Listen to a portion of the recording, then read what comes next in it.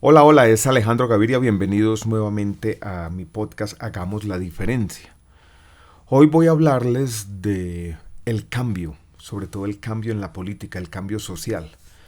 El cambio es el sentimiento predominante hoy en el estado de ánimo de los colombianos. Es el sentimiento predominante que uno recoge de los ciudadanos. Por razones obvias quizás, por problemas estructurales de nuestra economía que no ha sido incluyente, que le ha negado las oportunidades a muchos jóvenes. Por la misma corrupción, que en muchas partes no solamente se ha robado los recursos públicos, sino que ha dado la sensación a muchos ciudadanos que muchos de los empleos públicos son parte de una rosca inaccesible y que esos que son los mejores empleos en muchos lugares de Colombia están negados a cualquier ciudadano a pesar de sus méritos y su esfuerzo. También por problemas coyunturales que tienen que ver con la pandemia y el retroceso social y las grietas de nuestro estado de bienestar. Por problemas un poco más de corto plazo que tienen que ver con la coyuntura inflacionaria, en fin, con una insatisfacción y desconfianza creciente de los ciudadanos en el sistema y el Estado, en la política en general. Pero hay una paradoja en este sentimiento de cambio que, repito, es el sentimiento prevaleciente, predominante en nuestro país. Y es que al mismo tiempo hay grandes riesgos en la economía, hay una gran fragilidad en los arreglos económicos como consecuencia en parte de una situación de la economía global compleja, de un déficit muy grande de las cuentas del gobierno. El gobierno colombiano sistemáticamente gasta más de lo que le tiene, de lo que le ingresa. Ese déficit, esa diferencia, esa distancia entre los ingresos del Estado y sus gastos ya es de 80 billones de pesos. Y también porque las cuentas, lo que los economistas llamamos las cuentas externas, la diferencia entre las exportaciones y las importaciones ha venido creciendo, se ha venido ampliando esa brecha. Importamos mucho más de lo que exportamos, esto es, tenemos que conseguir quien nos preste plata para tapar ese hueco.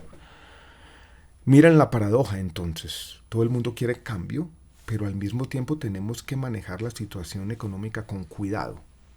Esto significa que el próximo presidente de Colombia va a tener que trasegar una especie de camino complejo, al borde de dos abismos. Uno, el de la opinión pública que le va a demandar cambio todo el tiempo, y el otro de la situación económica que le va a pedir prudencia todo el tiempo. Eso significa que el cambio en Colombia tiene que ser un cambio cuidador, así suene paradójico. Un cambio que entienda al mismo tiempo las demandas de la gente, pero las condiciones reales y los límites del Estado del próximo gobierno. ¿Qué significa ese cambio cuidador? ¿Cómo podemos definirlo? ¿Cómo podemos de alguna manera enunciar una serie de preceptos o de premisas que marquen una idea del tipo de liderazgo y del tipo de cambio que uno puede llevar a la práctica? Para responder a esta pregunta quiero traer a cuento una especie de reflexión que hice yo hace algunos años siendo ministro de Salud. Recuerdo exactamente el momento que la escribí, era un viernes en la tarde, estábamos en una conferencia de los hospitales públicos, era el panel final después de un día largo, y yo hablaba en el lugar número 8. Esto es, había 7 oradores previos y el primero habló 40 minutos. Yo en ese momento dije, esta vaina va para largo. Dejé mi discurso al lado y me puse a escribir lo que yo pensaba podrían ser los elementos para seguirle haciendo la reforma necesaria al sistema de salud. Y ahora pienso que esa forma como describí en su momento el reformismo, esto es la necesidad del cambio y la necesidad al mismo tiempo de incorporar los límites en ese cambio. Eso que escribí en su momento, repito, tiene relevancia para este momento y voy a compartir entonces con ustedes unas ideas ya expresadas hace unos años, pero que vuelvo y repito, tienen relevancia en esta coyuntura, en este momento. Decía en su momento que quien quiere llevar el cambio a la práctica, el reformador, debe rechazar la falsa disyuntiva, la falsa idea de que existen dos mundos. Uno, injusto y corrupto, que ya no puede mejorarse, y otro, racional y armonioso, que ya no habría que mejorar. El cambio, en última instancia, no es cuestión de todo o nada, es cuestión de más o menos, de sumar donde hay que sumar y restar donde hay que restar.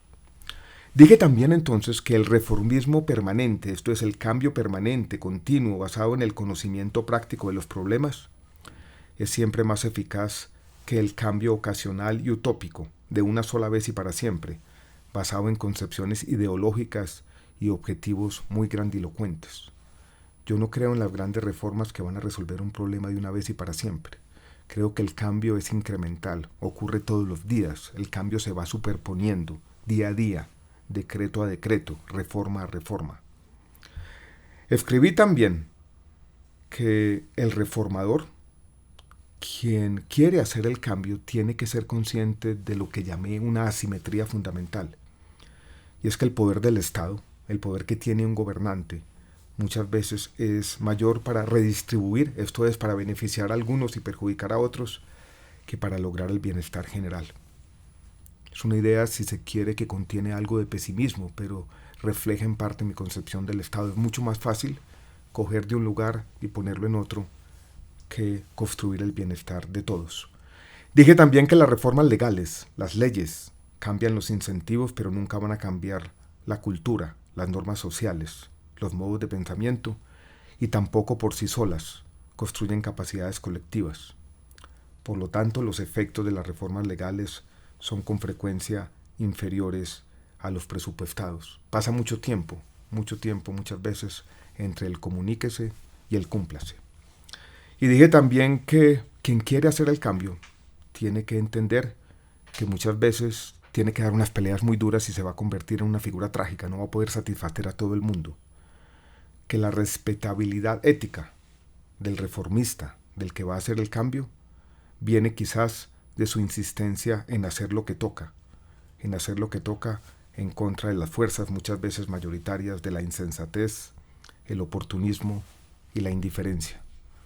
Todo esto para reiterar que el cambio es necesario, aceptar el mundo como es, no es en este momento una posibilidad política ni ética, pero el cambio es difícil y requiere entonces esa tensión, requiere caminar esa cuerda floja entre las posibilidades en un momento de precariedad y de fragilidad y de peligro y las demandas de la sociedad que con razón demandan el cambio.